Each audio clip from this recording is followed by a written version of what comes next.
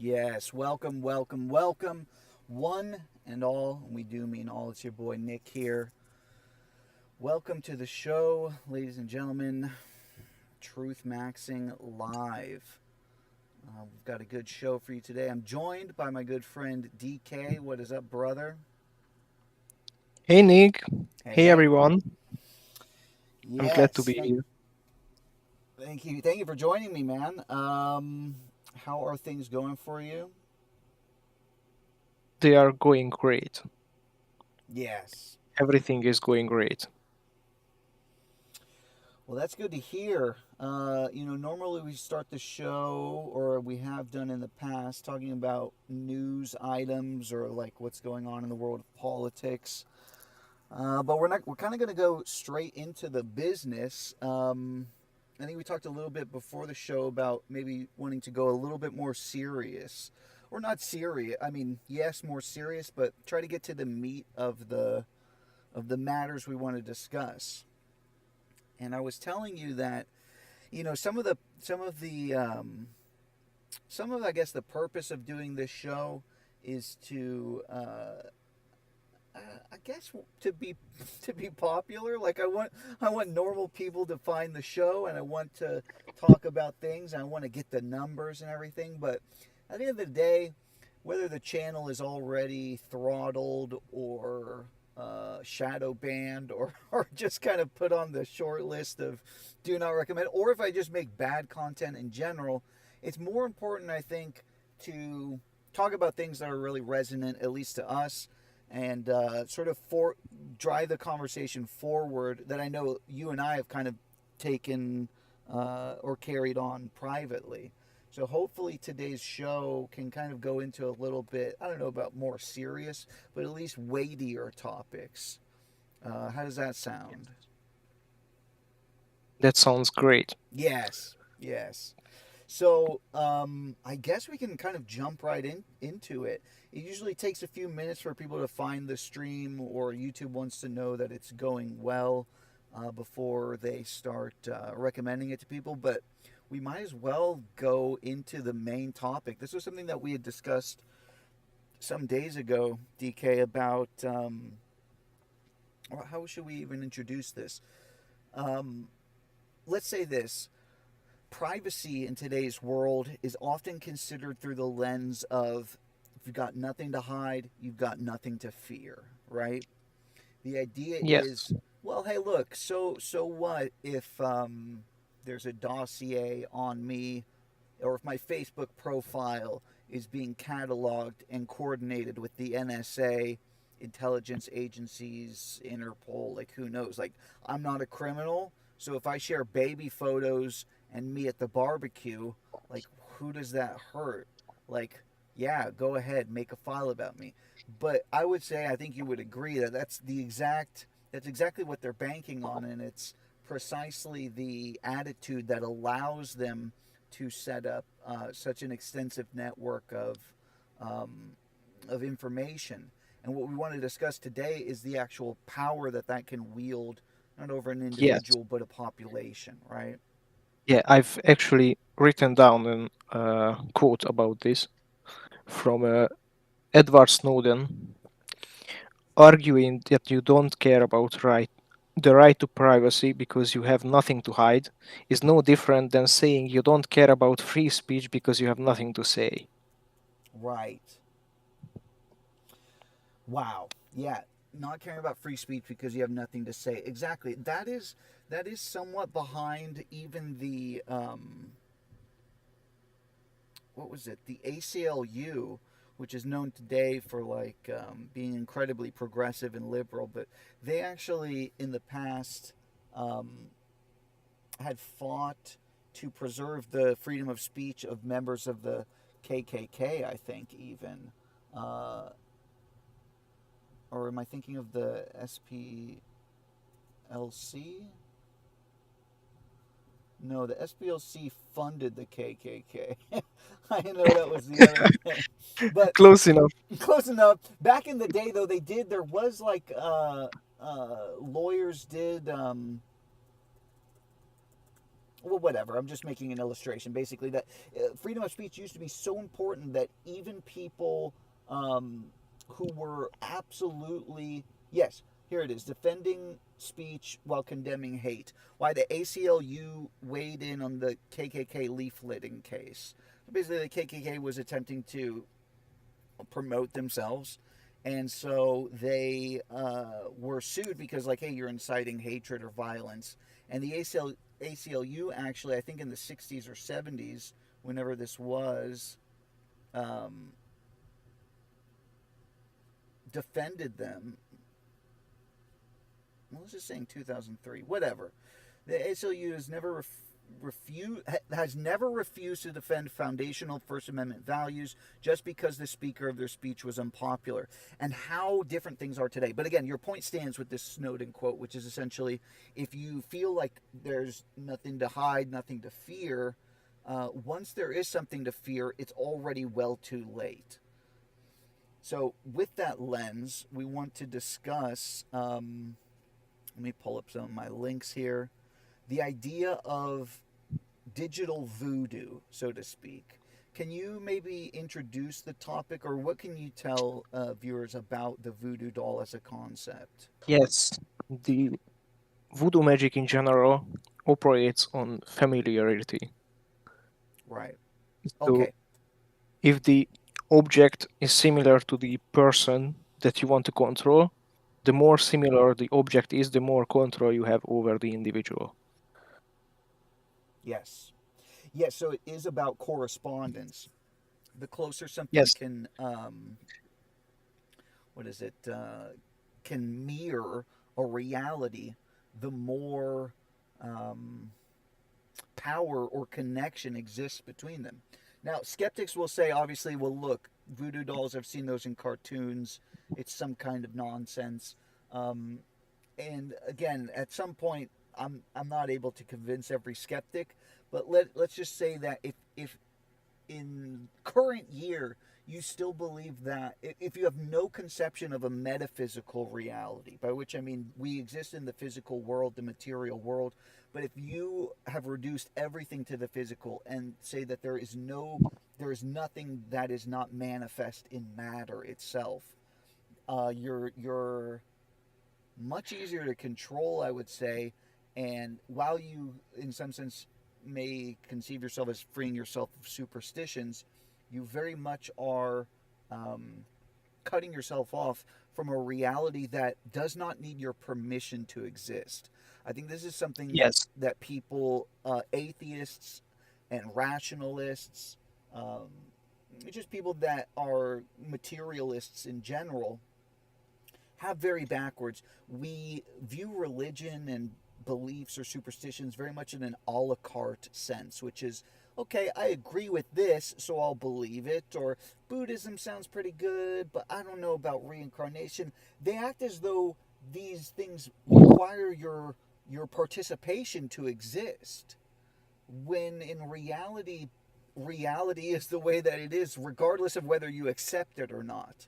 I'm sure we can all agree on that, but just the extent to which people will engage in that regarding spiritual or even superstitious beliefs really is going to depend on their own capacity for, um, what would you say, like seeing beyond the obvious. yes. Yeah, right. So, So yeah, go ahead. Go ahead. yeah, please finish. I just wanted to start a Well, new just that we thought. take our senses. We take Plato's. If Plato's cave teaches us anything, it's that our senses betray us more than they inform us. Sight is the best of intentions, but an example that Plato uses in Phaedo, the work Phaedo, is through the mouth of Socrates. He discusses how if you put a stick in water and look at it, the stick looks bent because the refraction of the water. So is the stick bent? Mhm. Well, according to your eyes, yes, it is. And we all know optical illusions beyond this.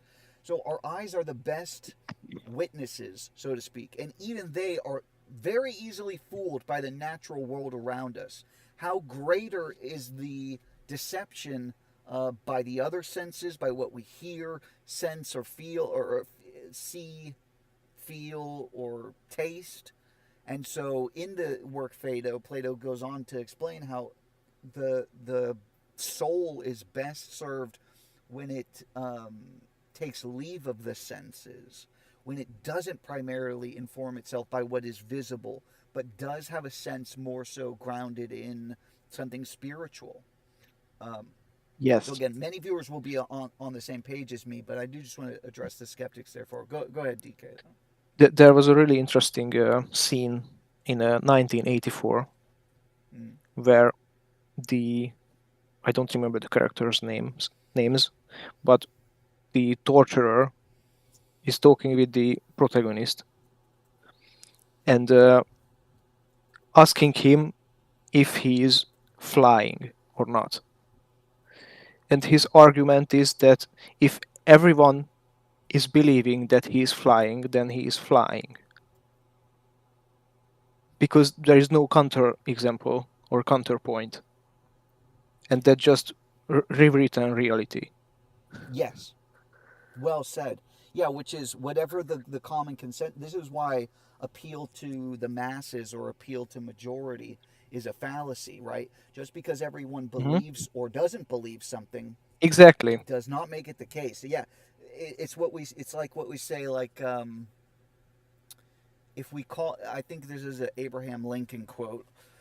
He says, if we call a trunk a leg on an elephant, like if we call the trunk a leg, how many legs does an elephant have? And the answer is four, right? Calling it a leg doesn't make it a leg, right? Yes. You're right. So yeah, that illustrates your point great, which is if a person understands themselves to be flying, that doesn't that becomes the narrative, so to speak. But it does not. Yes. And if a city worth of people believe that that person is flying, then he is effectively flying. Yes. So this go this that's a great point. Which is to say, so that all that is to sort of give credence to the idea that look, voodoo dolls, um, yeah, that falls into the lane of superstition, but there is an incredible power. There is power in belief, but also beliefs do not need your consent, or reality does not need your consent to exist. Um, so whether voodoo as a system is coherent, I would say, or operant, I would say it does correspond to interacting with a spiritual or metaphysical world that we should take heed of. I'm trying to think of another example of something where you're not, you're almost kind of stumbling on a reality without, um, part like actively participating in it. I'm just realizing that voodoo magic is basically all over everything because it's not just technological, it can be anything. It can be created by the spoken word. Tell me If about someone that. gives you a name, that is basically voodoo magic because they have power over you by that name Yes. if they choose to. Well, yeah, maybe this kind of goes into something that I know we wanted to discuss, which is, yeah, the power of nobody knowing someone's name.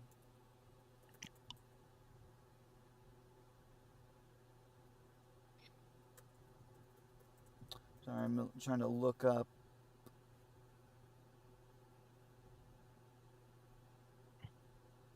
Okay, here we go. This is maybe helpful.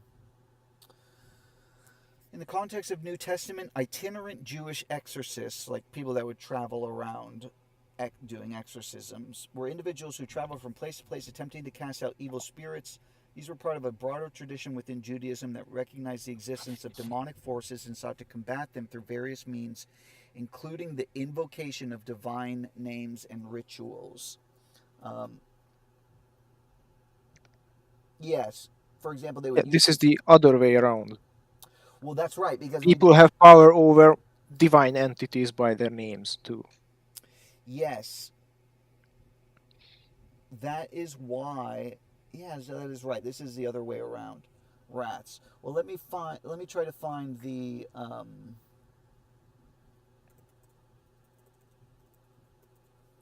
the passage, and I don't mean this to cut close to home, but there's a passage in the Bible where Jesus restores a demon possessed name. And this part here is this is Religion, yeah, yeah, Legion, yeah. So this yeah. is Mark 5 verse 9. It says Jesus asked him, "What is your name?"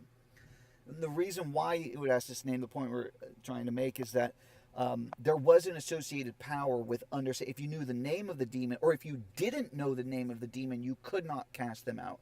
This is like generally understood to be the way that first century exorcisms in Judaism took place, which is no first order of business, know the name. Once you know the name, you have control over it, meaning you can order them to do things.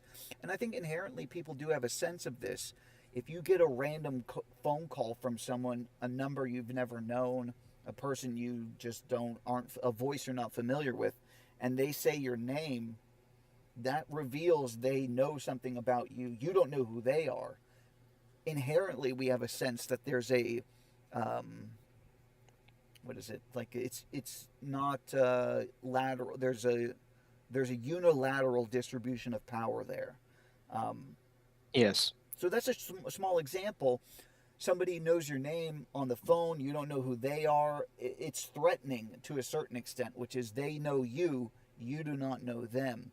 It's yes, this kind of inherent or latent fear that we have that is basically times 1,000 when it comes to all of the corporations or people like tech industries that are aware of you, have quantified and qualified you based on yes, your search history, based on your, I don't know, movement, like tracking the location of your phone, all this metadata, and it's exactly. associated with you as a person.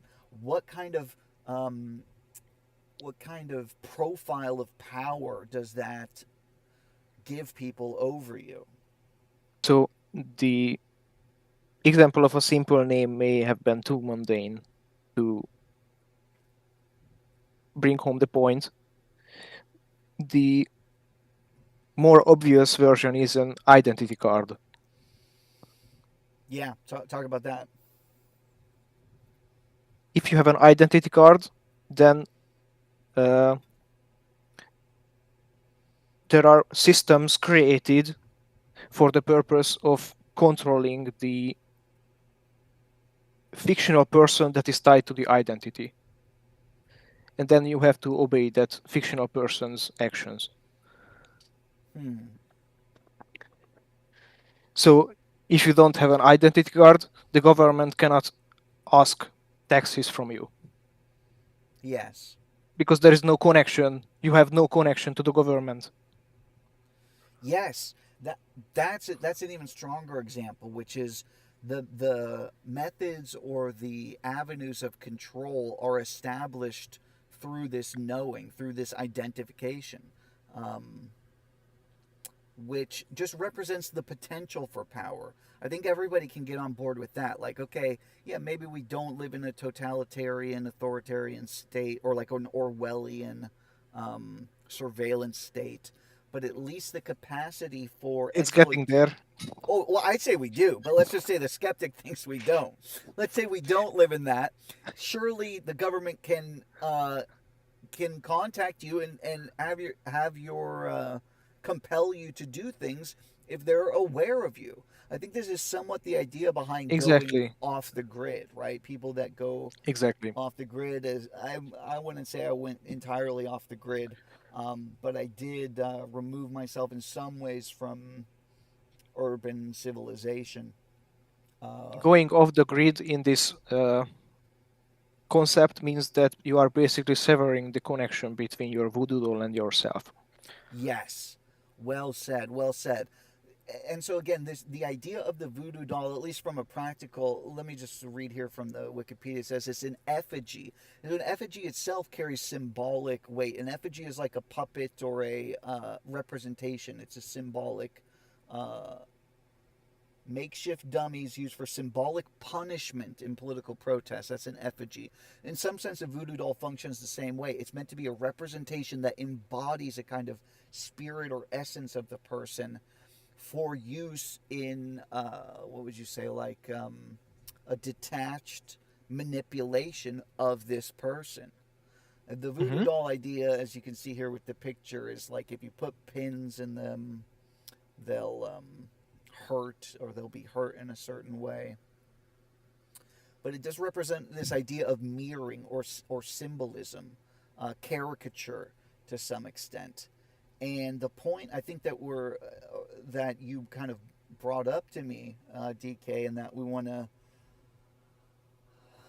give voice to in this stream is the idea that every person that exists online has a digital voodoo doll of them, and to some extent, there is a relationship between how advanced and articulated that digital voodoo doll is and how much Yes. control they can have over you.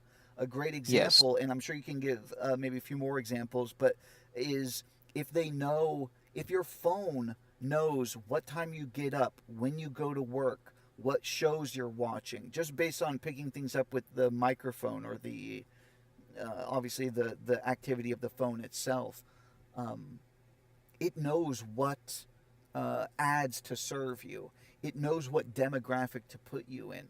It knows how to best advertise to you. And if it is advertising to you in ways that will resonate with your psyche or with your needs and wants, it very much has a tangible control over you. Right? Like, I don't know how you could argue otherwise. Exactly. So among the oligarchs, there is a concept, there is a well-known concept called the digital twin, Yes. Okay, yeah, talk about that. which aims to be the perfect recreation of a human being digitally. Oh my God! That's the ultimate form of the voodoo doll. Yes. A It's digital basically twin. perfect control over a physical individual. Right. Um, yeah, perfect control meaning it has some kind, and in some ways, I don't know actually how appropriate this connection is, but in some ways, a golem is kind of similar to that. It's more of it's actually not tied to a person, like in the twin sense that you're talking about, but it is a crude recreation of a person. I guess not an individual Yes. person in that sense, but it is the idea is to gain control over a kind of puppet in a way. Yes, but the puppet is basically tied to a person, Yeah, one by one, in these instances, one on one. yes, yeah, Yeah. absolutely, absolutely. But I guess that kind of in some ways ties to the idea of you could kind of say that even blackmail corresponds to a kind of voodoo of sorts. What do you think about that idea? Which is basically if you have a film of somebody doing something, scratching their ass, to use a less horrifying example of blackmail. You have a video of someone doing something embarrassing like that. You have like a representation, an effigy of sorts. Obviously, it's like a recording of them, but you've contained a duplication of them in a way that exerts power over Yes. them. I Right. just thought about something interesting. Yeah, go for it. Blackmail could be viewed as the uh I had it. One moment. Like the corruption or the um, twin.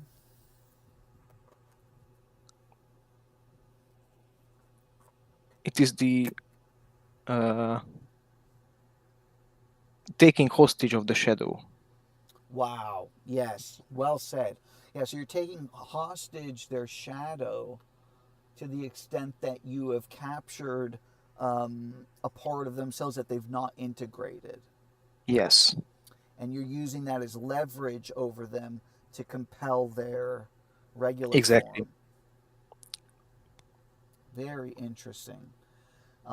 So that's, I think, maybe a more concrete example where if you can ride with the idea of blackmail being um, taking somebody's shadow hostage or taking a representation of them and using that representation to compel them to do things.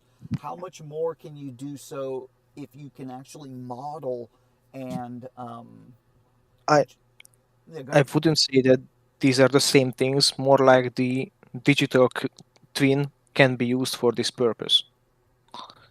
Yes. Okay. Yes. Um, I actually want to bring up something that I did find also that's related to voodoo, which is the idea of sympathetic magic. I'm not sure if you've heard about this. Sympathetic magic, also known as imitative magic, is a type of magic based on imitation or correspondence. Hmm. Um, This is categorized. basically the same thing. It's just not based on matter. It's not with the doll. It's with something else. Oh, is it? Oh, okay, that's what magic is in the sense. Okay, yeah. So imitation involves. Okay, well, actually, this seems to be tied to it almost directly. It says imitation involves using effigies, fetishes, or puppets to affect the environment of people or people themselves. Voodoo dolls are an example of fetishes used in this way, and fetish not in the Hmm. sexual sense. Fetishes like in African, like in Africa, they have fetishes. It derives from the French fetiche, fetiso, spell, which in turn derives from the Latin root, whatever. I believe they are the same things. It's just voodoo is the tribal version, and the sympathetic magic is the Solomonic magic version. Okay, that's a good explanation then. Um, correspondence is based on the idea that one can influence something based on its relationship or resemblance to another thing. Many popular beliefs regarding properties of plants, fruits, and vegetables have evolved in the folk medicine of different societies owing to sympathetic magic. This includes beliefs that certain herbs with yellow sap can cure jaundice. Look at this guy. Who is John? This Yeah, this guy? exactly. Mr. Peter Q. Jaundice. That walnuts could strengthen the brain because of the nut's resemblance to the brain.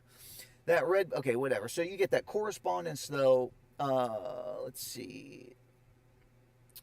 And who can only be killed if another. Okay, many traditional societies believe that an effect on one subject can cause an analogous effect on the another object without an apparent causal link between the two objects. For instance, many folk tales feature a villain whose life exists in another object or can be only killed if that other object is destroyed, as in the Russian folk tale of Koshul the Deathless. For literary versions, see Horcruxes in the Harry Potter. There you go, Hmm. faggots, if you like Harry Potter. No, I'm kidding, but the picture of Dorian Gray is another example. And the Dungeons and Dragon term lich has become Yes. common in recent fantasy literature. Mircea Eliade wrote that in Uganda, a barren woman is thought to cause a barren garden, and her husband can seek a divorce on purely economic grounds. Hell yeah, dude. Nice. Um, let's see. Yeah, let me hit the riff for that. Nice. Okay. Okay, yeah, so I think we've kind of introduced the idea now, like what, and we've even explored a few more kind of elaborations on it. But what would you say to somebody who, okay, so you say, look, Nick, DK, you've enlightened me, you've showed me the way. Facebook basically has a voodoo doll of me, um, some kind of one-to-one correspondence, and they're making me do a bunch of gay shit. They're giving me gay thoughts. What would you tell this person to help them? Um, what should somebody do in that instance? And this is not me. I'm I have a asking for a friend. yeah, I know. I have a great meme for this. Okay, yeah. Hit me. Let me see if I can pull it up for us. Here, found it.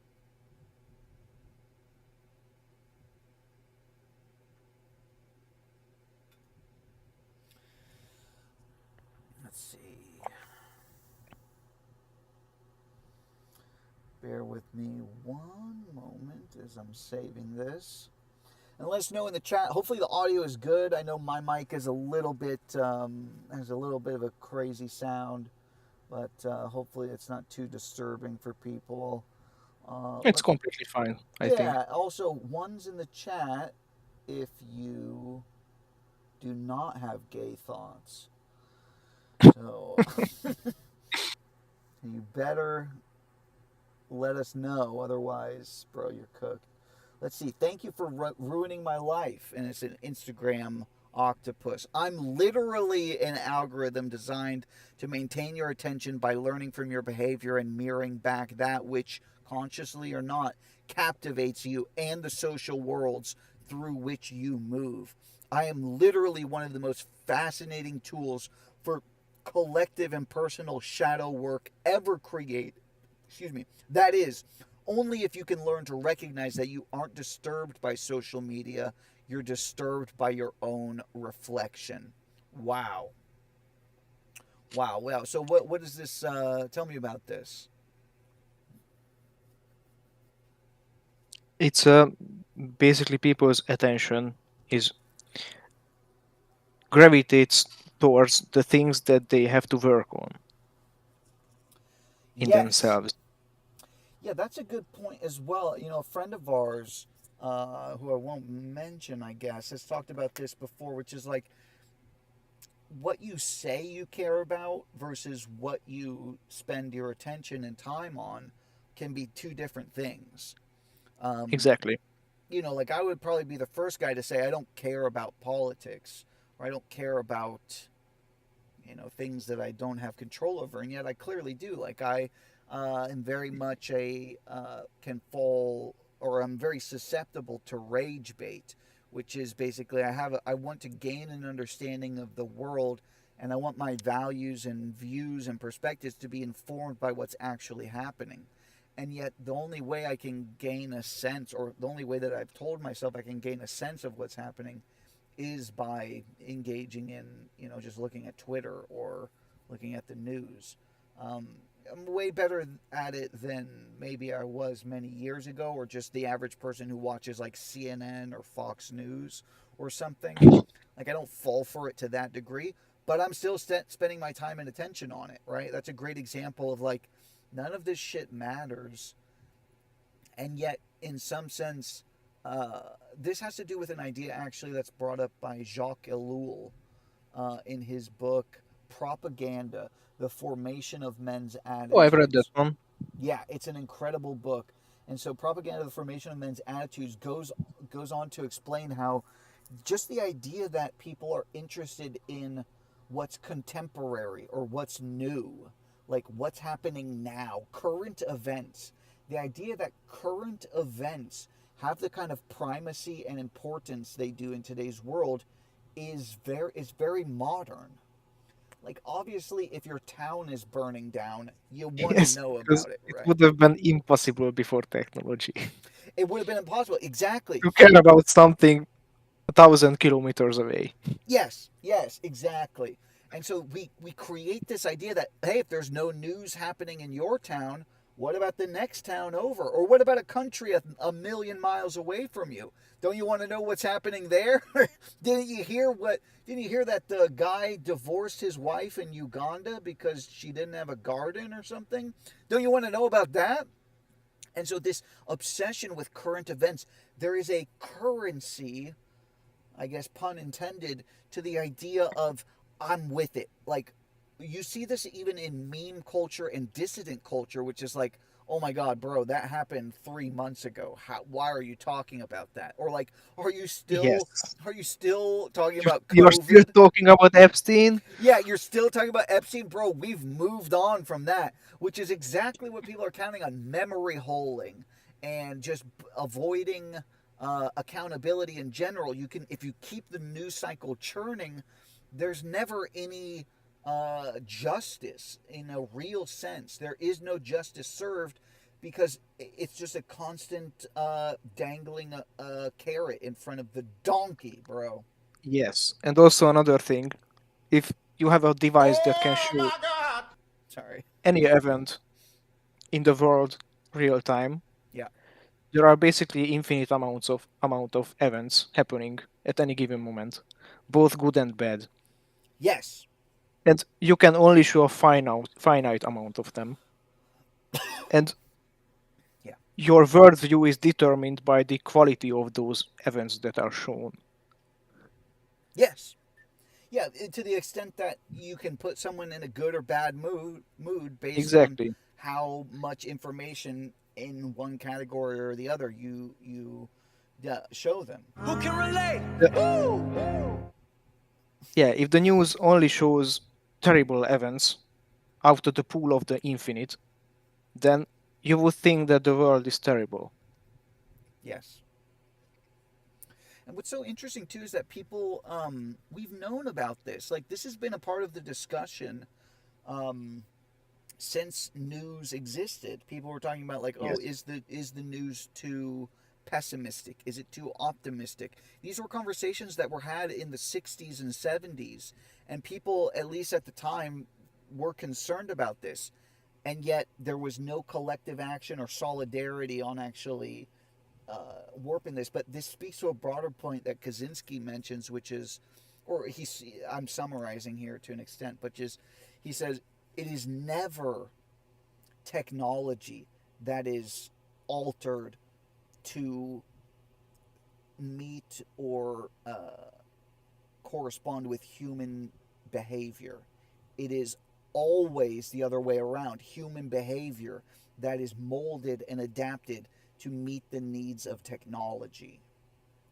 So we could have conversations about anything. Social media and phones are a great example. Remember, like 10 years ago, it was so profound to be like, phone bad. Man, we talk about social media, but it's actually anti social media, right? Where it's like, man, Yes. we think these things are bringing us together, man, but they're actually tearing us apart. And everyone was like, oh shit, he's so right. Social media is not good. We should not be Yes. on the internet all the time. Man, this is crazy. I love this idea. And 10 years on, we're still doing the exact same things, even worse. We have more powerful, more concentrated forms of attention stealing and just captivation. We are captives in this sense. And yet, it's even, we've almost spoiled the topic because now people are like, yeah, phone bad. We've heard that, bro. Like, get over it. Like, oh, yeah. Like, we talked about that 10 years ago. Are you still concerned about the effects of social media and dopamine on the brain? Whatever. Like, what you realize at a certain point is the people who are existentially unable to fit themselves into the modern order or the just the general landscape of today's society, those people literally either remove themselves by, murdering themselves, or they just fall out of the discussion in general. They withdraw from society. So what the effect that Yes. that has is that only people that are bred for captivity remain active in this and participating in the system. Yes. It's like idiocracy but for subjugation. Yeah, And I was actually talking about this a few days ago with my friend that learning opinions about a certain subject from the internet is very misleading because you can only interact with the opinions that are on the internet.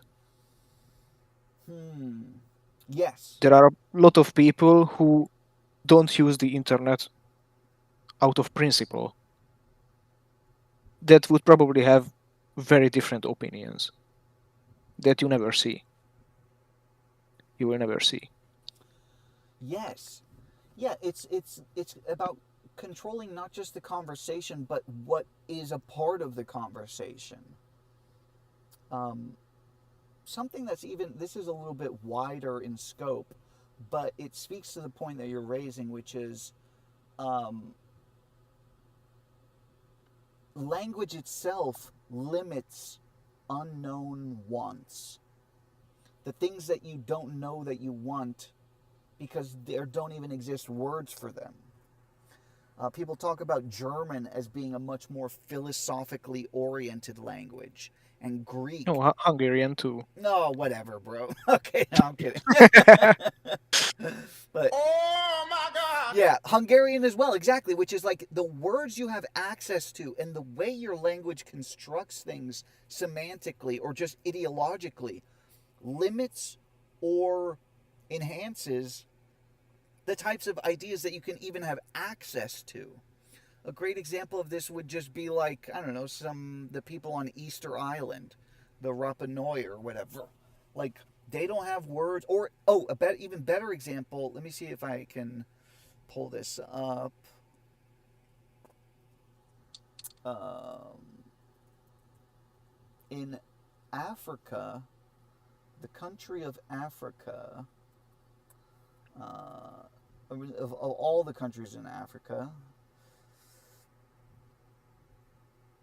let's see, maybe I don't have this saved. Maybe I can look this up very quickly.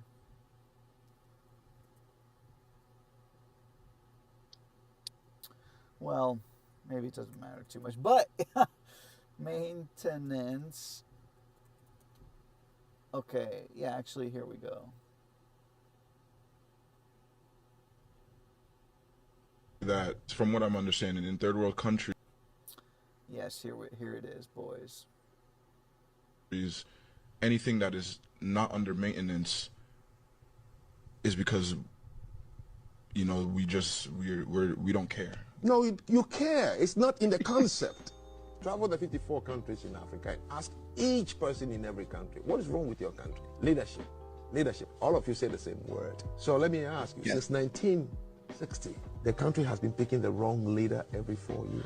Not a single railway built by the British is in Nigeria today. But the one they built in their country that same year, it's still running. Not a single railway built in Ghana in 1960 is still there today. What do you know in that country that has been properly maintained by the people every day and it works perfectly? It's hard for people to maintain things when they're not gaining. So she's got a look on her face, and she just has to cope and say, yeah, but it's hard. It's hard to do this. Look, but I don't mean to speak down to this lady, because I know I also, in some sense, struggle sometimes with maintaining things. Like, I could, especially building my house and moving out to the fucking forest, I know how difficult it is to, like, set up a working system. So it shouldn't fall on this lady to develop a civilization in the jungle. But when you're given a civilization to keep up with it, that's the critical failure here. Let's continue this though. A lot. No, it's hard for people to maintain things when they don't have the concept of maintenance in their culture. What is the one word in Igbo for maintenance? Maintenance is there's no direct English word for that. It doesn't translate directly to maintenance. That's correct. How about you? It doesn't translate. That's correct. But it translates to like take care of. No, that is not maintenance. What is the one word for repair in Igbo? Imezie. Exactly. What is the one word for repair in You see, I'm driving you to somewhere. What is the one word for democracy in Igbo language? You don't. How about you? You don't. You're trying to practice something that is not in the concept of the language. There is no African country, and I've done it through Kenya, I've done it all, that has an equivalent of the word maintenance. Well, in order to maintain something, you have to have it first, correct? No, if I leave it for you, you can maintain it. The British left a lot of things in this country when they left. They established the hospitals, they established the fire stations, the post offices, the railway lines, the roads they built before they left. You are not able to maintain it because you don't have that concept. Because your environment, the tropical environment of Africa, the way you build your houses, the material you use, you don't require maintenance. Every country that is called industrialized countries, today, one of the things you know about them is maintenance of what they have. That's why we have buildings here that are about 250 years old, 300 years old in this country. There are buildings in other countries of Europe that are 700 years ago. The Notre Dame that burned in France was a 13th century building. Do you know what kept it that long till today? Maintenance is a culture.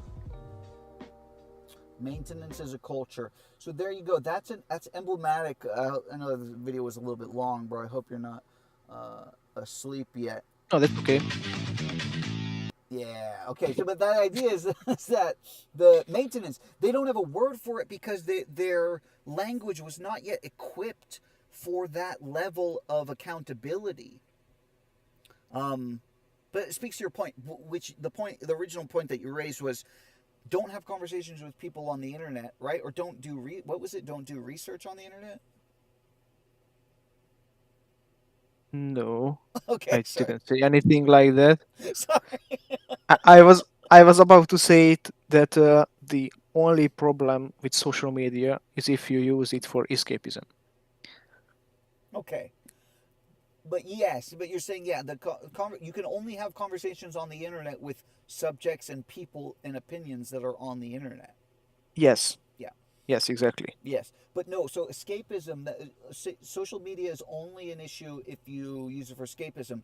That kind of Yes. relates to this, right? Which is like, oh, you're Yeah, if ruining you my. use it for shadow work or research, then it's perfectly fine. Yes. Yeah. Well said. Well said. Another point that we've got some super chats going. Oh, If you nice. guys want to support the show, go ahead and super chat. I really do appreciate all the support, boys. If you can't super chat, totally understand. Just like the stream, leave a comment. It lets me know who's watching.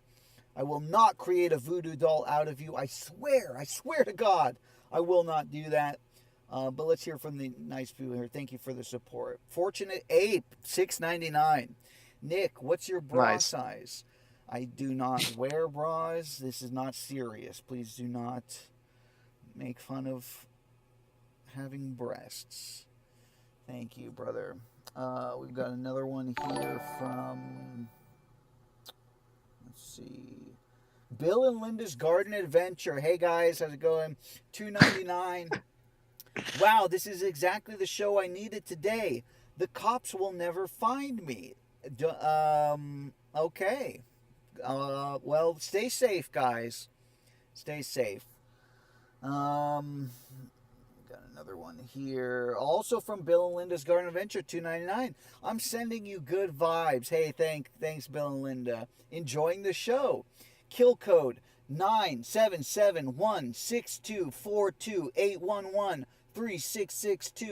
9771624281136620532 Delta. Okay. Good. I appreciate that, guys. If you guys want to support the show, let's go ahead and super chat. We'll read it.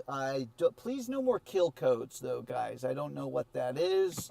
Please do not kill people. And also, if you are Probably some MK Ultra stuff. that could be. It could be. Let's see. You know what would be interesting? Was there anything else that you wanted to say about this topic of voodoo dolls or goo goo Yeah, dolls? I wanted to. What? Let me show you what I'm talking about. Goo Goo Dolls are an American rock band based in Buffalo. Oh. Yeah, I'm not Nice. sure why they are called this. Let's see. Not that it matters anything about anything.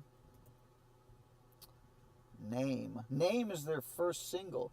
Oh, they reported the trio picked their name from a True Detective ad, not the TV show, but I guess a magazine, for a toy called a Goo Goo Doll. They didn't remember how they picked the name. Whatever. So it's basically Voodoo Doll. But Please look up Google the toy. yeah, let's see. I'm curious now. Okay, let's see. Goo Goo Doll toy ad.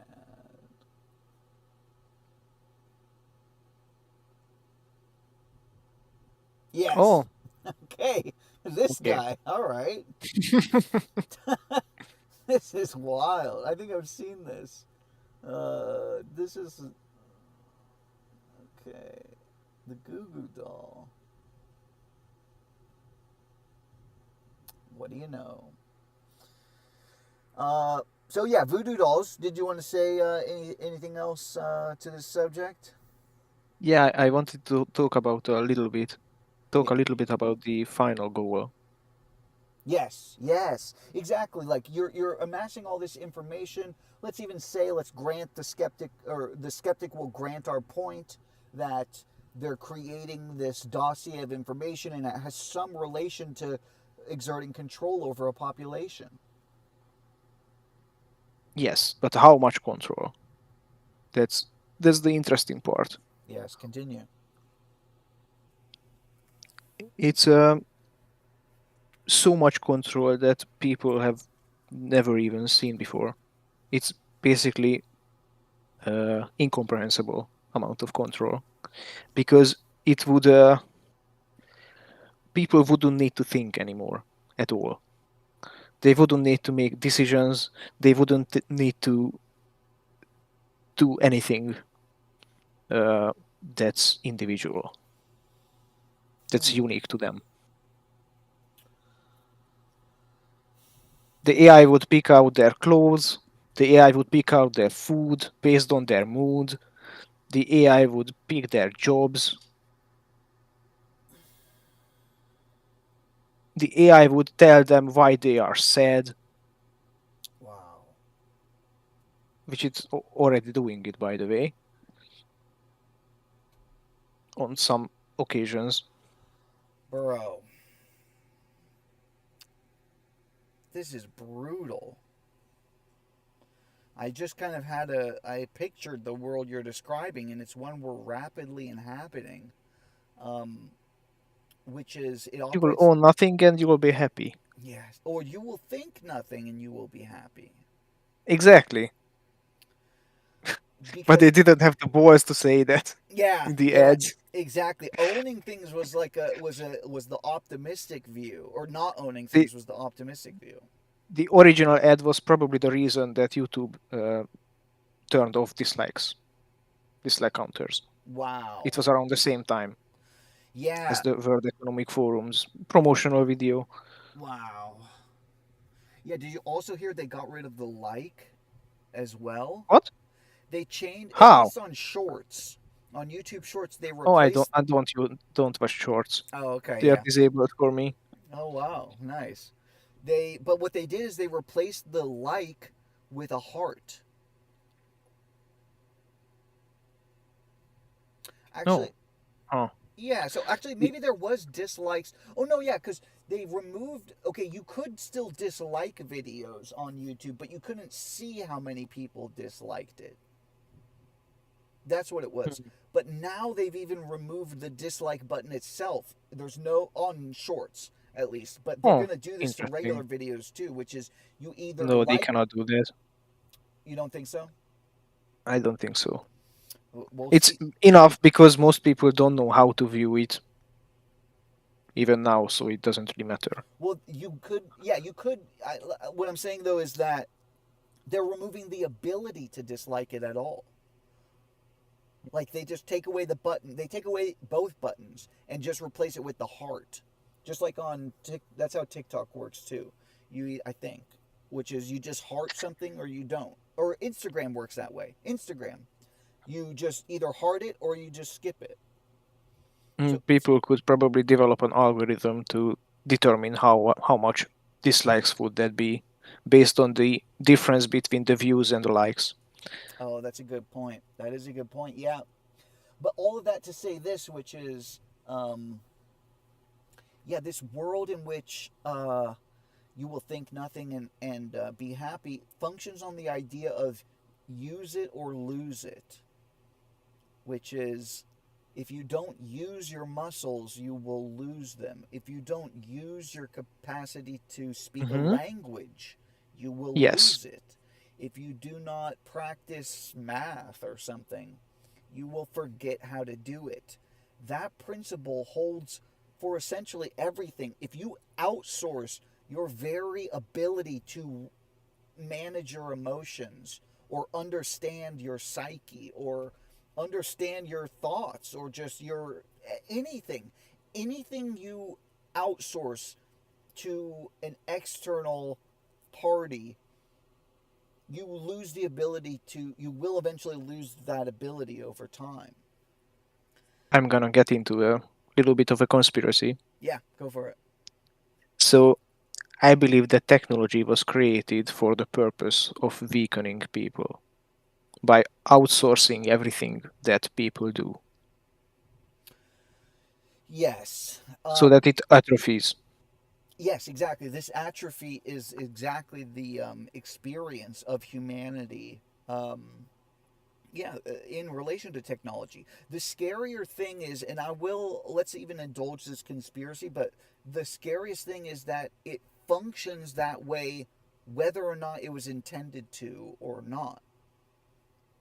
So you are Yes, right. because Yeah, it technology is based on matter, and yeah, matter is the lowest consciousness substance available. yes. If you make something from the substance that has the lowest consciousness, then people will adapt to that low consciousness level. Wow. Yeah, it's almost like the reading level. They say that newspapers in America were used to be written at like a ninth grade reading level, but they've lowered that over just in the last 20 years to like, Presidential speeches. yes, I've listened to, I believe, Bush's speech, and it was full of metaphors and beautiful sentences wow, and well constructed thoughts. And I've listened to Trump's, and it's basically about money and how the economy is doing. Nothing spiritual, nothing of substance. It was really wow. interesting. Yeah, He hasn't talked about the national spirit or being loyal to your country or proud of it even. wow. No spiritual content at all. It's so sad because even though I think we're agreed that there are forces in the world or just people that possess power that are orchestrating these events to whatever extent they can be orchestrated, Yes.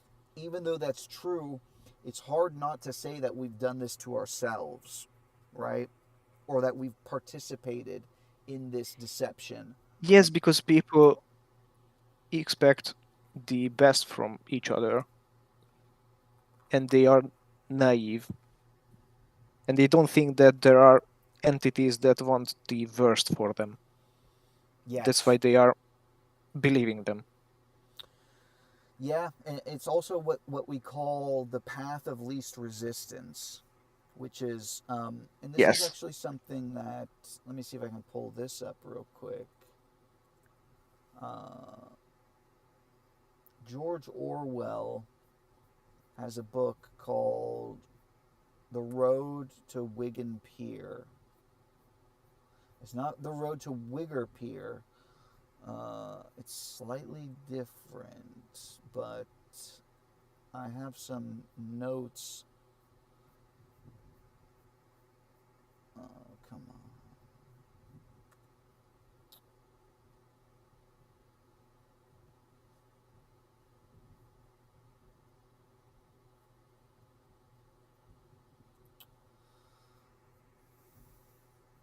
Where he discusses this basically, which is like he basically confronts the issues that Jacques Ellul in the Technological Society and okay, here we go. Let me put this on screen for us. 182.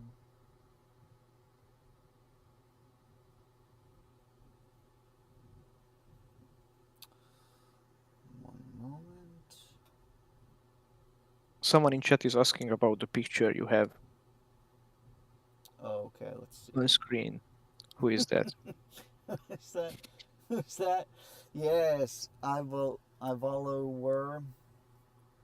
This is what we call a YN. This is a YN from I'm guessing like Yoruba or something. Not Yoruba. What am I thinking of? A voodoo fetish market in Lome, Togo, Oh, I see. 2008. So this is a fetish market. This guy's got a bunch of jackal skulls, and what does this say? Zongotongan Thomas. Zononton Thomas. So again, reputable business. This is actually the sponsor for today's show, guys. Please go to Zononton Thomas for your jackal skulls, baboon vertebras. Get zebra hips. You can get voodoo dolls, goo goo dolls, all of the fetishes. Not that kind of fetish, although, check the back. If you ask Zononton Thomas for some, baboon butt cheeks, he'll hook you up, bro. If that's your fetish, he'll roll with it. But yeah, you can get a cereal bowl that's made out of a human skull. You can get albino femurs. You can get alligator knuckles. Very good in ramen. There's also a bunch of grass. It's a good place. Like, again, it smells awful. I will say that, guys. They're sponsoring the show, so I don't want to speak too badly, but the smell is rank. But best baboon bones in the business. Tell them Nick sent you, and you will get 50% off hippo knees. And that is the Voodoo Fetish Market in Lome, Togo. Thank you for sponsoring the show. Awesome. What did I want to say? Oh, yeah, Wig and Pier. So, basically, let's pull this up.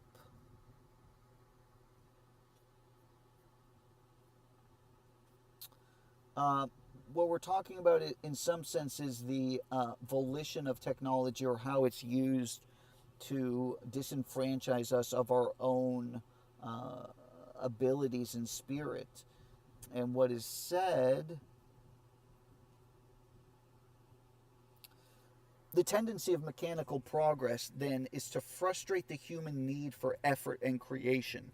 It makes unnecessary and even impossible the activities of the eye and the hand. The apostle of progress. Hold on. Let me.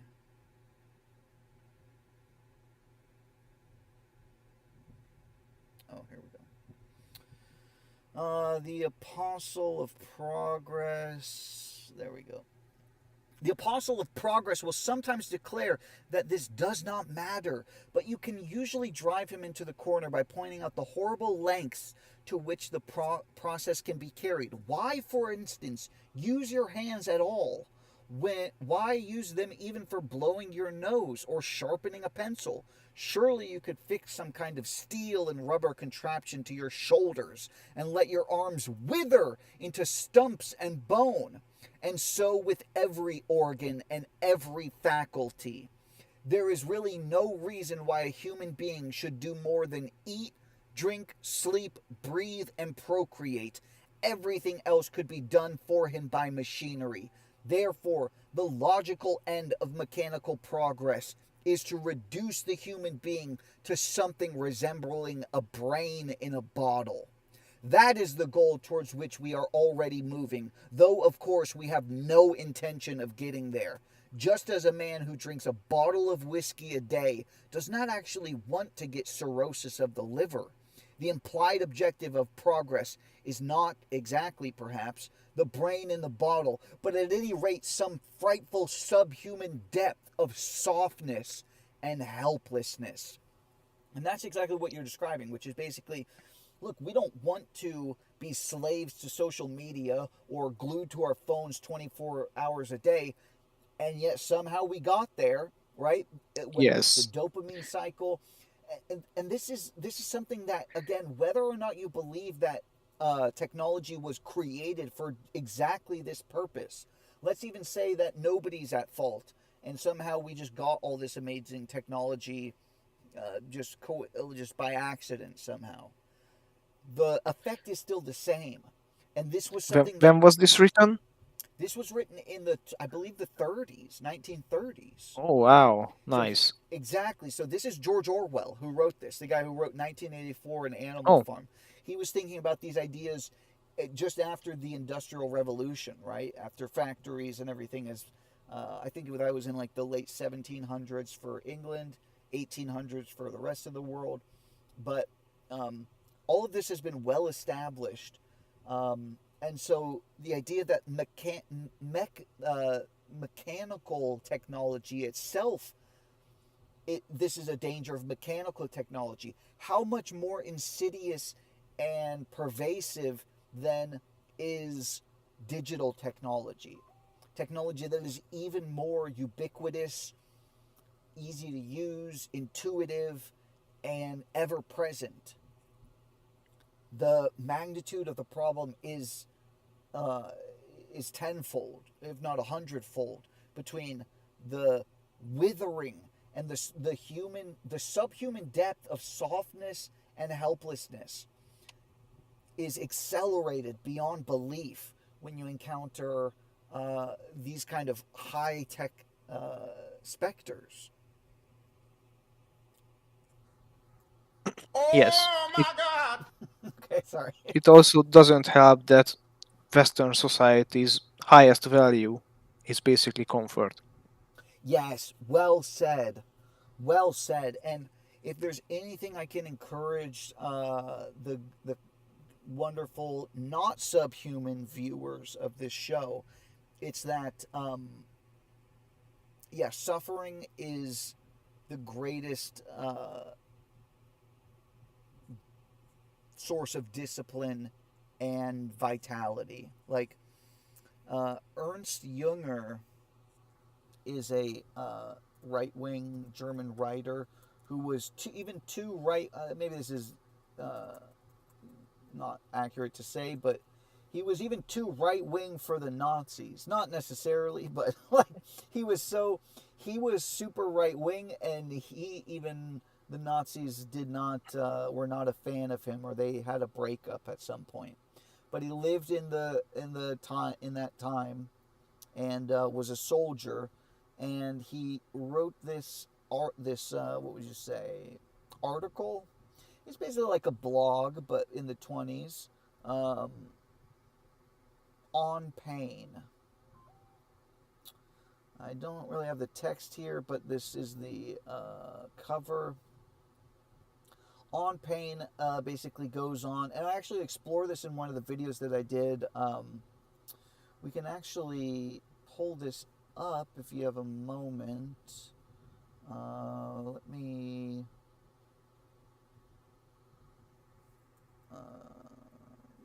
YouTube. I made a video that covered Byung-Chul Han's book, The Palliative Society, and I think we've discussed this back. Yeah, we did. Yeah. So in this work,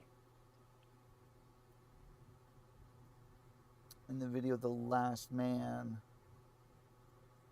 and deliver streams of gold. The prophecy of the last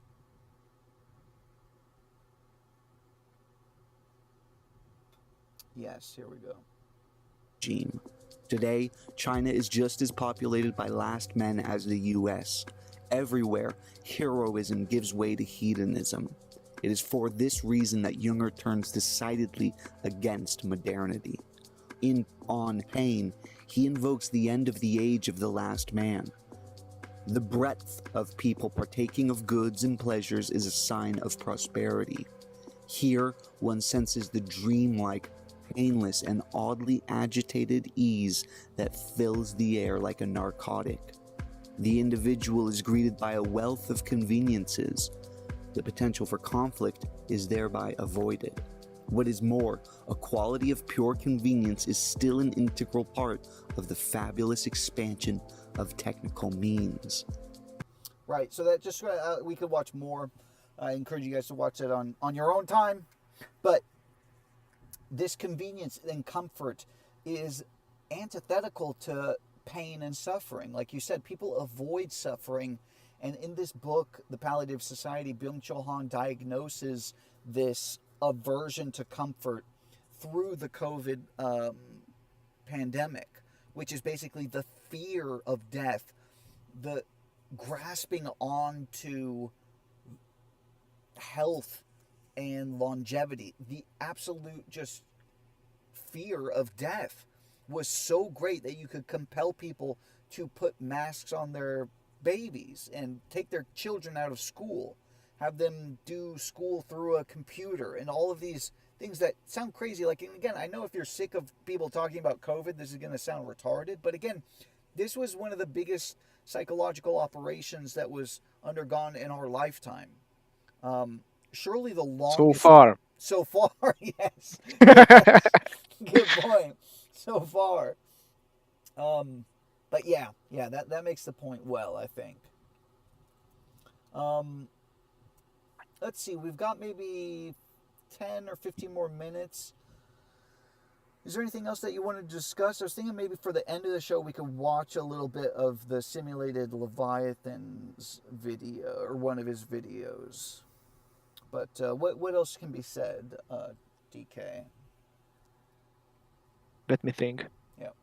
It's just I would like to reinforce the concept that technology is basically magic, and everything that works in magic is used in technology is just reframed so much that people don't realize it because it's called differently. It uses explained methods. Yes, this Yeah. is one of my favorite memes. Yeah. The CPU one. Yeah, this is the one that we discussed in a previous show about you can now access Fortnite porn anywhere, but this discusses technology in magical terms, and you realize it's a one-to-one comparison, right? There is no difference in some sense between, like, technology is rationalist magic that purports to be just science, I guess. But science is Yeah, magic to some the extent. the fact that it is explained, it doesn't diminish its magical nature. Yes. Yes, exactly. It still requires, as this meme goes on to depict, forming spells are cast on rocks. The stones gain anima. Certain trained warlocks can control the power of the stones. These are technicians or engineers or coders. They learn the language of the stones. The warlocks harness the magical stone's power and bring forth light and image. And what makes the point even clearer is this meme that we discussed previously, which is, reading, writing, mathematics, astronomy. All of these things were previously occultic. The occultism of the past becomes the science of the future. But yeah, continue. Yeah, this was the main point. Yes. It's just everything is magic. It's just science seemed to have explained it and changed it into science, but it's still magic. Yeah, and the effects are the same, right? Like, what else could magic be in a medieval sense or even an ancient sense than producing the desired outcomes, manipulating, controlling people, and Yes, harnessing energies that are otherwise outside of your control, directing them in certain towards certain avenues. These things are oh, accomplished and through technology. Like, how else could you convince everybody to think a certain way about something other than through a yes, magic spell or act yeah, or do a certain thing? How could you compel people to riot in the streets? You can achieve exactly. all of these things through quote unquote mundane news coverage or social media manipulation, algorithms. All of these things are trained. An even more interesting question for people that aren't convinced that this is orchestrated by people who just happen to hold the most power in society. To what extent could this even be outside of their own control? By which I mean, and this is speculative, of course, but like, the algorithms are beyond our comprehension. We are dealing with forces that even the best technicians and AI scientists are kind of shocked and surprised at. Now, some of that, of course, is going to be propaganda. Like, they just want to say that these things are so advanced to hype up sales and the AI bubble, so to speak. But there could Yes, really be legitimacy to the idea that they don't know the powers that they're wielding. They cannot control, predict, or control the outcomes of AI. You don't really need to understand its mechanisms because you already understand its motive and goal. Its goal is to increase productivity, Yes. which means taking control away from people and giving them to machines, and Yes. gradually taking people out of the equation. Yeah. Yes, exactly. Just reducing them as George Orwell said here, to frightful subhuman depths of softness and helplessness, essentially turning us into the brain in the bottle that he described. Yes, Yeah. not even the brain. Yeah, barely the brain as well. Yes, well said. Well said. Um, yep. And Weekly also said the usernames that pop up in Unism chat are of a kind all their own. Yes, that is a good point. Welcome, Weekly, by the way. That does remind me that we do have a few super chats to get to. Let's see. Thank you guys for supporting the show. Let's see. We heard from Bill and Linda. Yep, I read the kill code. Thank you very much. Let's see. Alberta Born. 979. You will not enter my mind. I will not marry you, and you cannot steal my essence. Clench yourself. I'm coming for you. Please do not threaten me. I'm in a secured location. Thank you very much. Was that addressed to a succubus? That could be. Yes. You know what? I'm going to say that. I'm going to say that he is not addressing me. He's talking about a succubus. We got another one here. Also from Alberta Board. $250, $51. Whoa. Wow. Bro. That's incredible. Thank you, sir. He said, I've made a 1-to-1, 100% accurate Nick sex puppet. You've got the prettiest hair. Ha ha ha ha. I'm touching you right now. Do not make voodoo dolls of me, bro. What are you doing? Please. Stop. Oh, I actually feel him. He's touching my thighs. Oh, bro, stop, dude. Please. Please stop. Wow. I think we've got one more here. Yeah, from also Alberta Born. $450.89. Wow. He says, bro, you're too kind, man. Thank you so much. He says, I've hacked your system. You are going down. Alpha Squad is graping your digital voodoo doll as we speak. Ha ha ha ha ha. Do not do this, bro, please. You know how easily I have nightmares. I do not want to be thinking about digital or actual grape. Thank you for the support though, Alberta Born. I wouldn't accept anybody but you talking to me like this. But thank you. Well, yeah, that's it. Did you want to take a look at this simulated Leviathan video, DK, or what do you think? The other text is in the way. Oh yeah, whoops. Thank you, sir. Okay. Well, I don't know if we can watch all of this, but maybe just for a few minutes, get us almost close to doing a 2-hour show. Let's see this. Yeah, because this talks about a lot of subjects that I think we'll want to discuss in the future. And this will maybe give our audience, if you're not familiar with this channel, a good introduction to some of these more serious issues. And this discusses actually something that you've mentioned, which is the Disclosure Day. I remember we wanted to talk about that on a stream. Oh, yes. So we can, let's take a look at this real quick.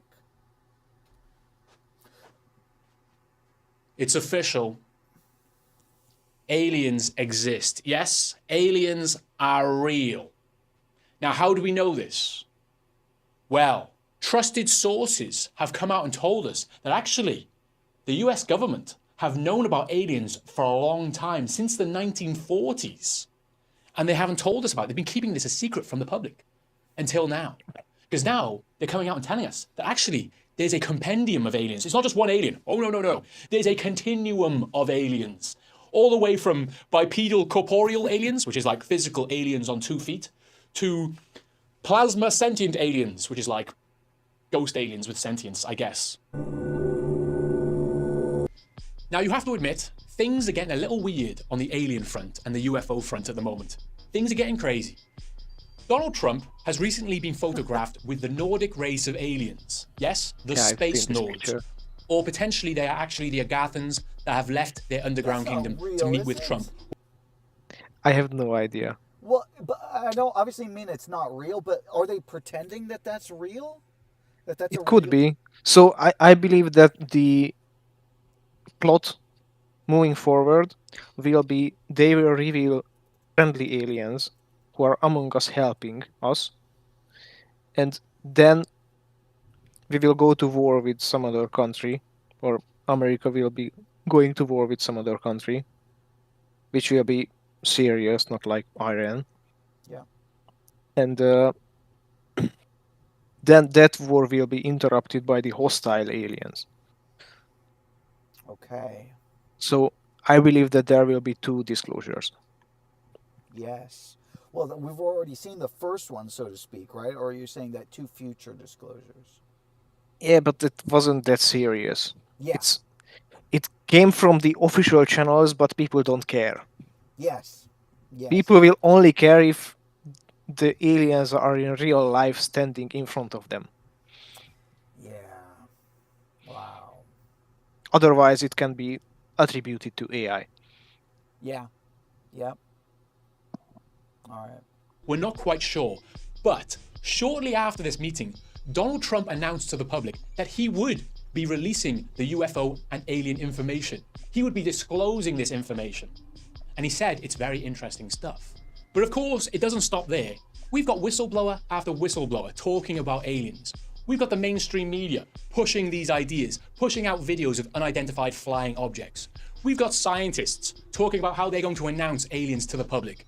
We've got the greatest propagandist of the boomer era, Steven Spielberg, releasing a movie called Disclosure Day, where this is exactly what happens. They disclose aliens to the public. We've got all this stuff going on. It's almost like there's an agenda, right? It seems like there's an agenda, like they're pushing these ideas onto us. But here's the thing.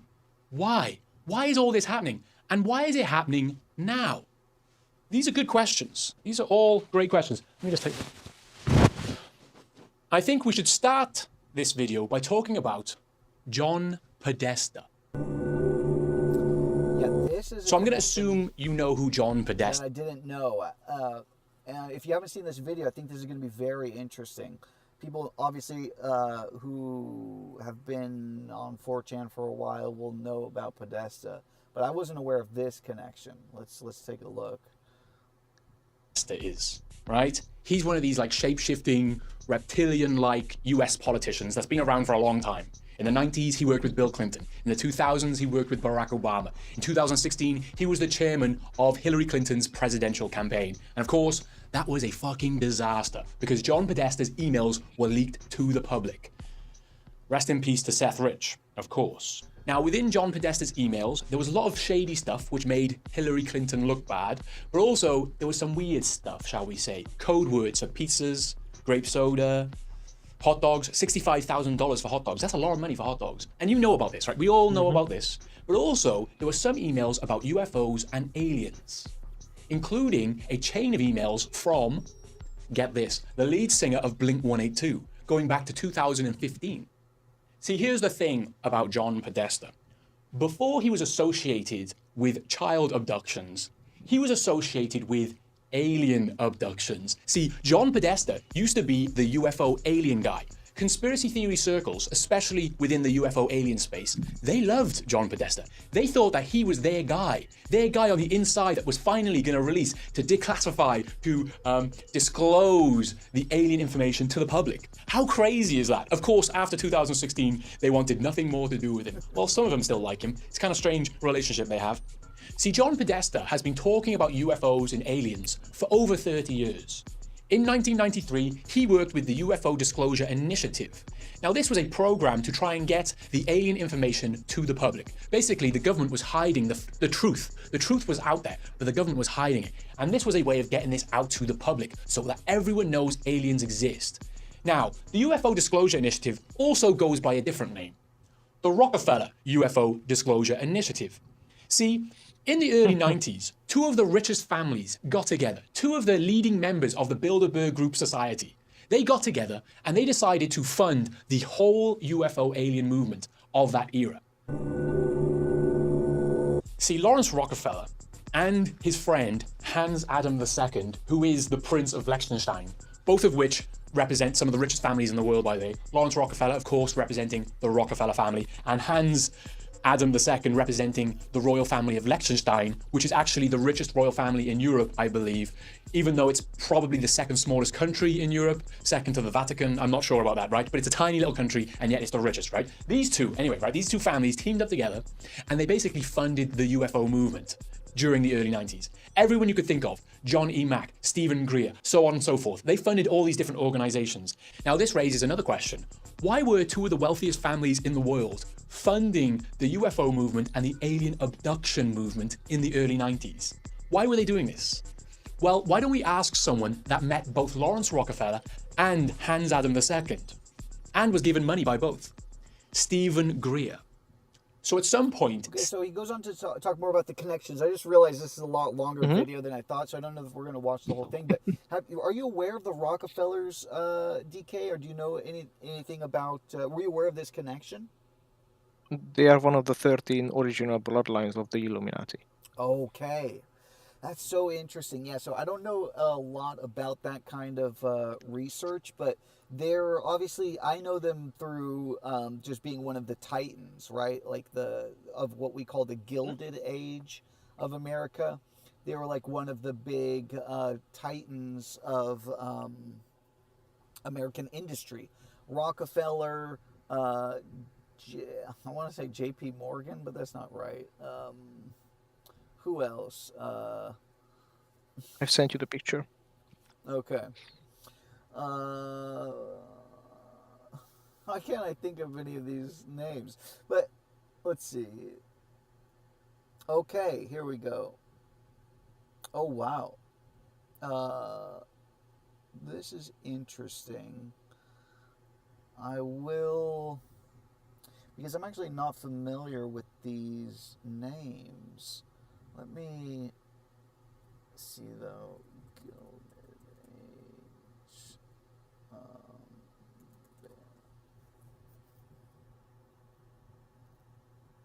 Okay, yeah, so I'm thinking of John D. Rockefeller, Andrew Carnegie, Vanderbilt. Yeah, so these were the guys that were like the biggest... they just had a lot of industry.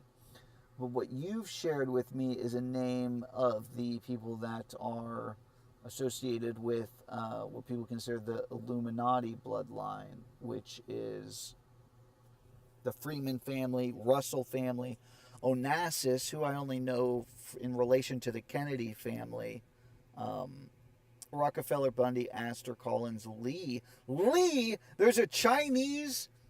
Yes, it's worldwide. Wow. DuPont, which I know is the paint company, or there's like a chemical company, DuPont Chemicals, I think. Rothschild, everyone is familiar with. Actually, I don't know if you guys can see this whole image. My screen is a little bit funny.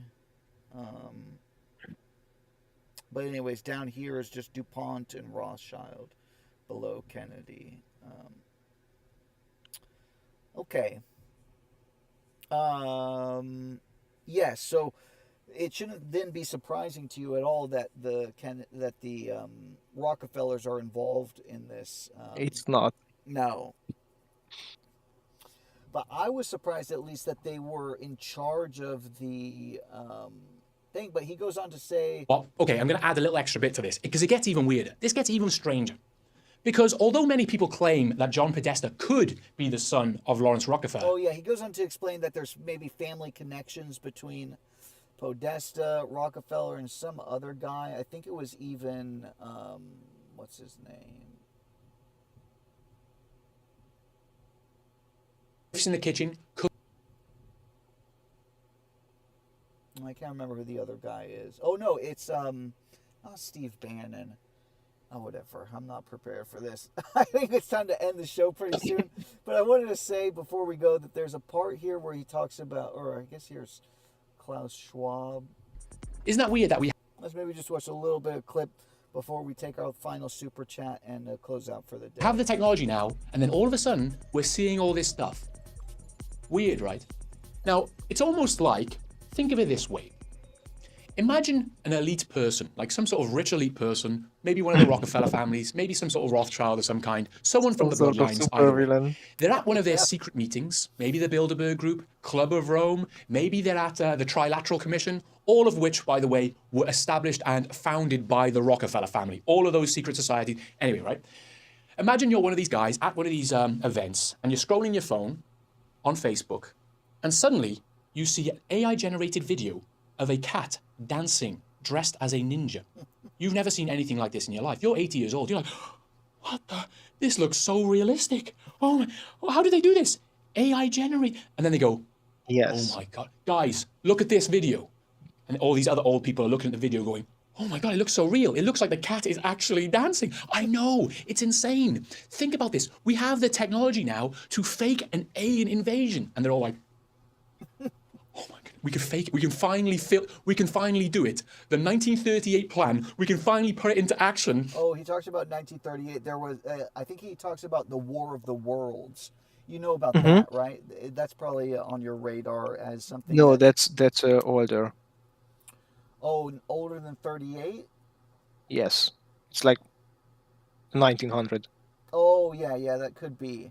But at least I know in the 30s, because it was a famous actor. They got Orson Welles to do it. So maybe they've done this multiple times. Yeah, it was on the radio. That's why it was a big phenomenon. Yes, they did it on the People radio. actually believed that aliens came to Earth. Yep, because they presented it that way. They presented it like a news Yes. story. Yeah, exactly. So that's kind of what we're talking about. And so he uses that as precedent for why a plan like this is reasonable to assume. In addition to, I think maybe we overlooked this part, but he talks about the disclosure of Project Bluebeam, which is related to Project Monarch, I believe, but Actually, this plan goes back to 1898. The plan, Okay. right? Okay, we need to go back to. Now, there's another aspect to all this, because it's not just the news, it's not just the US government and US military, it's not just UFO experts and alien experts that are funded by billionaire occultists, it's not just them talking about aliens. It's also within the movies and TV that we watch, right? Now, this is where the idea of predictive programming comes into play. Do you know about predictive programming? This is when they give us the clues. Yes. This is when they give us the clues. See, predictive programming is this idea that they are preparing us for what's about to come. They are programming our minds to accept this new reality that we are about to face. Either aliens, an alien attack, or maybe even alien Jesus. Either way, they are programming our minds to accept aliens as fact. Okay? Now, this is where Steven Spielberg comes into all this. Because Steven Spielberg, he's made a lot of alien movies, and recently he has released a new movie called Disclosure Day. Now, this film actually tries to do something interesting. It tries to resolve the issue between religion and aliens. Just because aliens now exist and have come down to Earth does not mean you have to stop saw being a this, Christian. movie, right? Yes, that was the main point of that shitty movie. Yes. The creation of the shitty movie Yeah. is to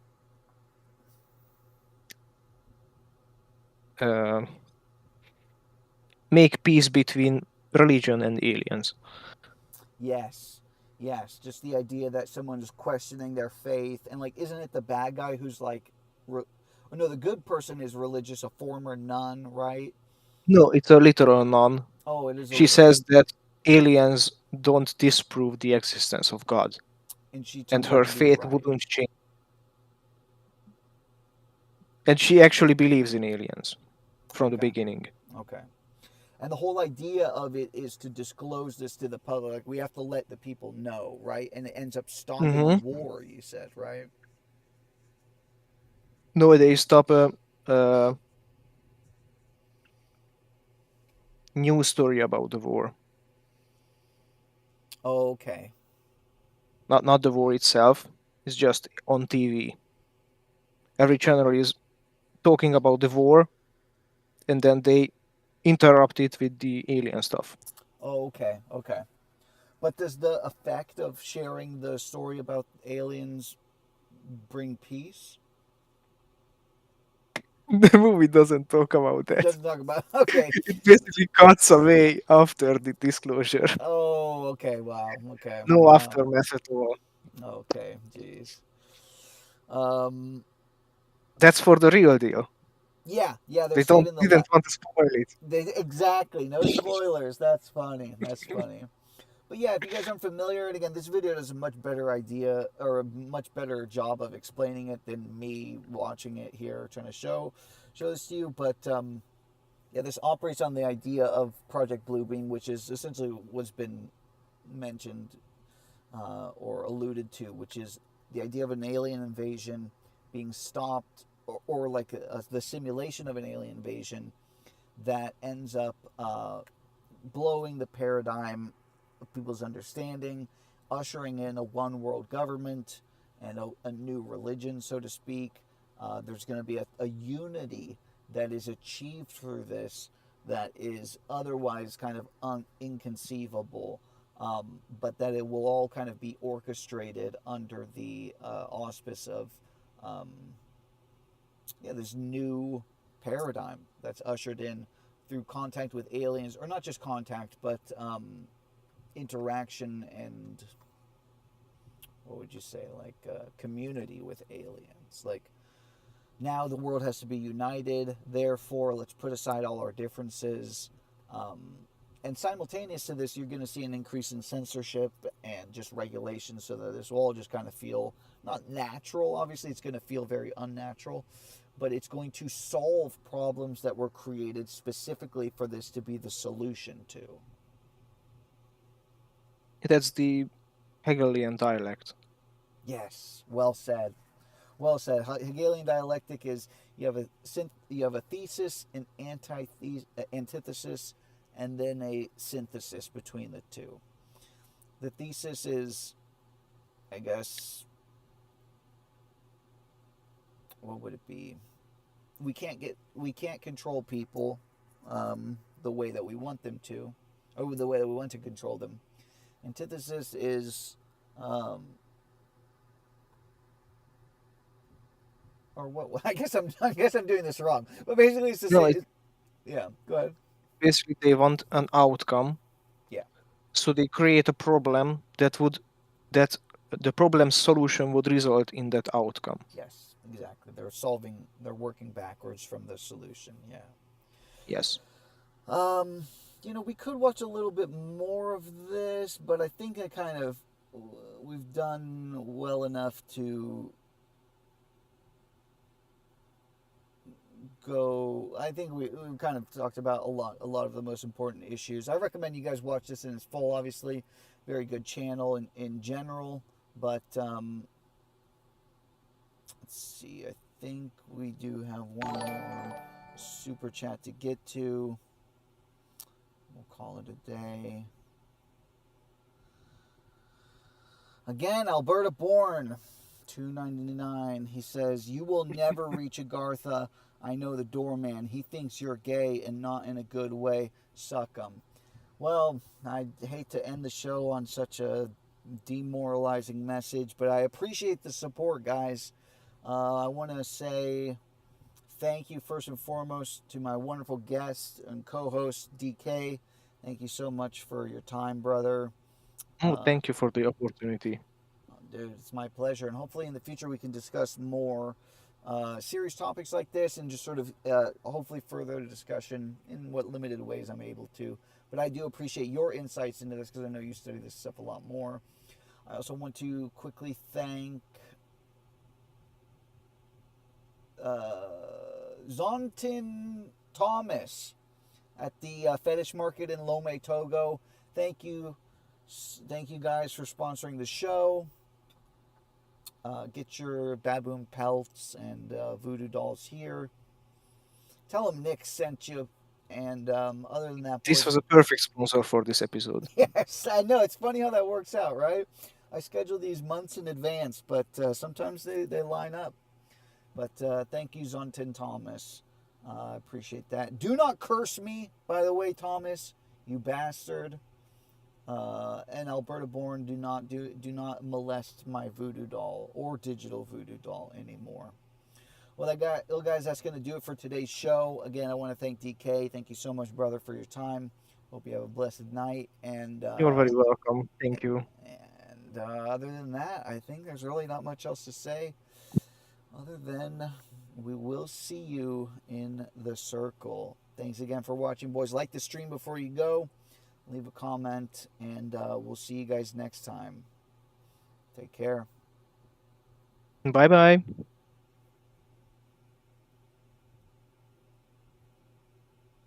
1 second.